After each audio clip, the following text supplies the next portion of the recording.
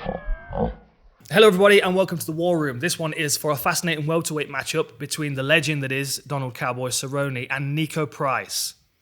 A good opportunity this is for Niko Price and one of those opportunities that very rarely presents themselves to you, especially someone like Cowboy. Cowboy's a weird one because the truth is, technically, standing, grappling, clinch work, wrestling, Cowboy's the better fighter. Cowboy's better than Niko Price in every range. Not to say Niko's not good, but he just doesn't have the same depth to his game or the same kind of experience that Cowboy's got.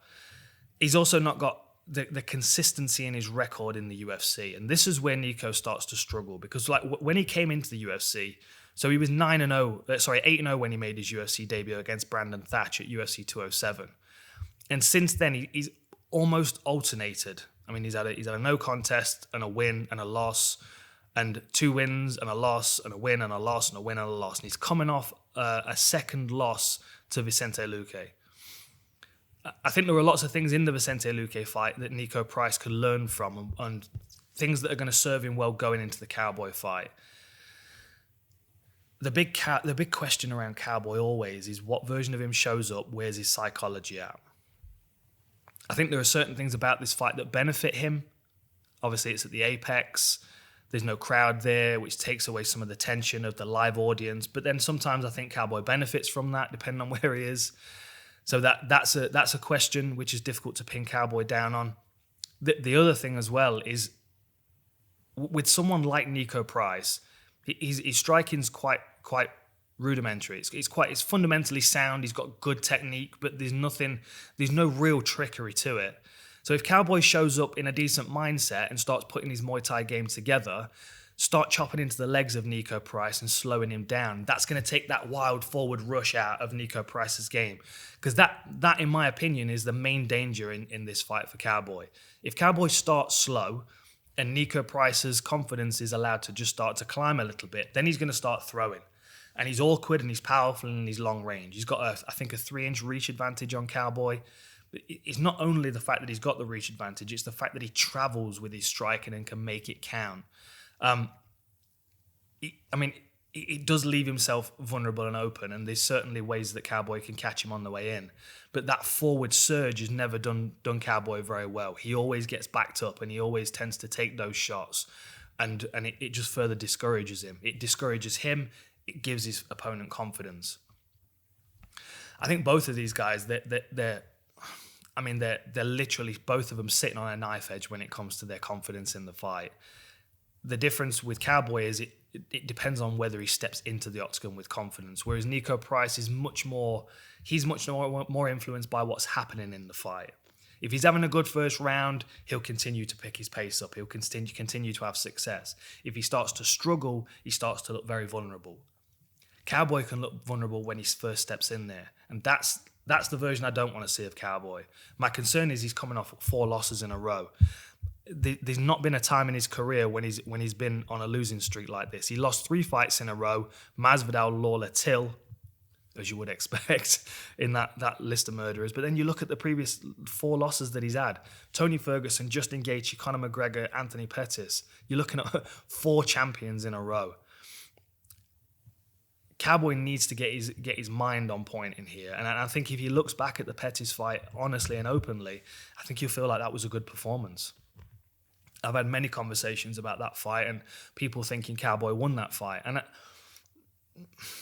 I can make an argument for it myself. With those close fights, because I'm not a judge, I don't tend to get too involved in this and that. And it's always easier to judge a fight once you've watched it and you're going back and watching it a second time. Personally, I did think Cowboy won that fight. I was expecting him to get the victory when it was announced. But I'm not going to be too mad about it because, Pettis did great work in that fight as well. It's the state of mind that Cowboy comes in, coming off 4 losses.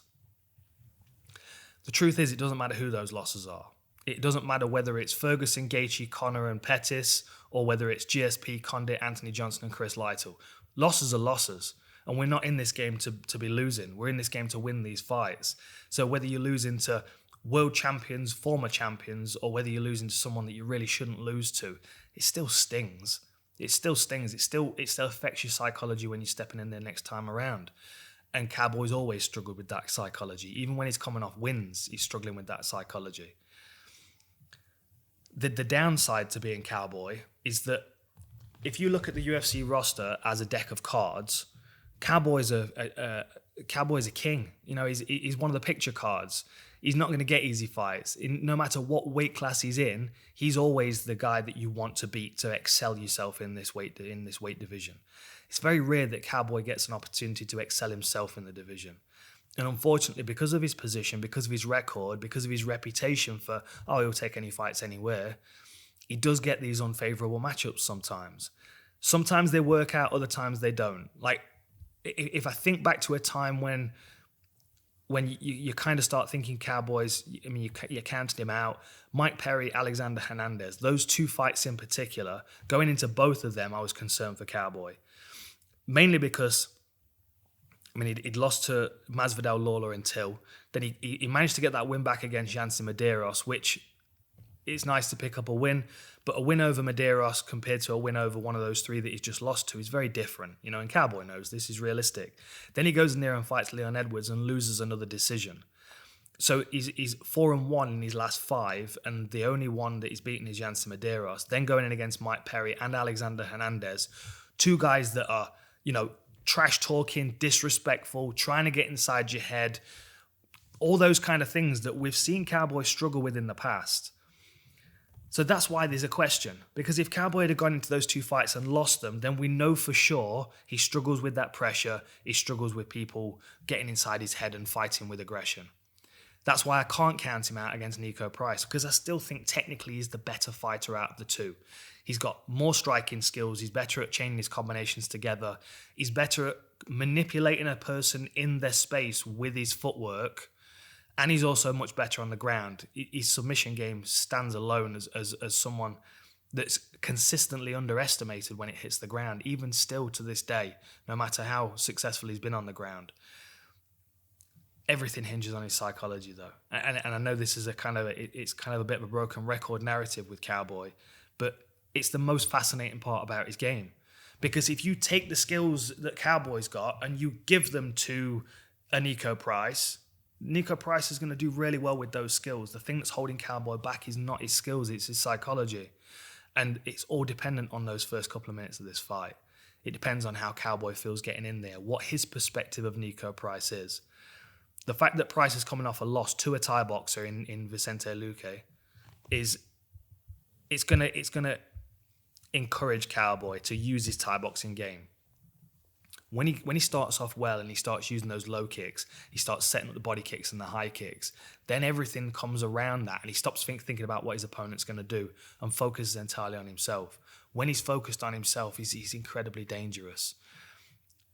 Niko Price is one of those banana skin kind of guys, though, that if you can get caught up in a brawl with him and he'll crack you with something and then the whole fight starts to slip away from you. That's where Cowboy struggles to pull it back in. If he's reeling, if he's rocked, if he's hurt to the body in particular, Niko's going to go at him because it's Cowboy. It's his opportunity to get a win over Cowboy on his record. For Cowboy, it's, oh no, this is happening again. That's the point he can't get to. That's why psychology is so big in this one. What else is there to say on this one?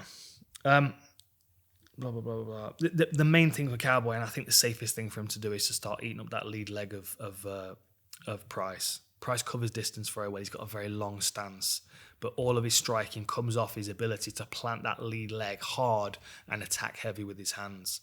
So I think Cowboy immobilizing that lead leg is going to be a big facet. So if we take the psychology away and go tactically alone, Cowboy needs to kickbox with him. He needs to be sharp, put his combinations together, beat him up from the ground up, not worry too much about hunting for his head, because it will present itself. We've seen several people, Vicente Luque, Jeff Neal, Abdul Razak Al Hassan. I mean, if you let that guy crack you in the face one time, you might not wake up. We know he leaves himself vulnerable. We know he gets hurt in fights and comes back. Cowboy's got to negate those risks. He's got to be smart and he's got to use his strong Muay Thai game, attack and defense. I'll say it one more time before I wrap the show. It all hinges on the psychology, though. And that's really the big question going into this one.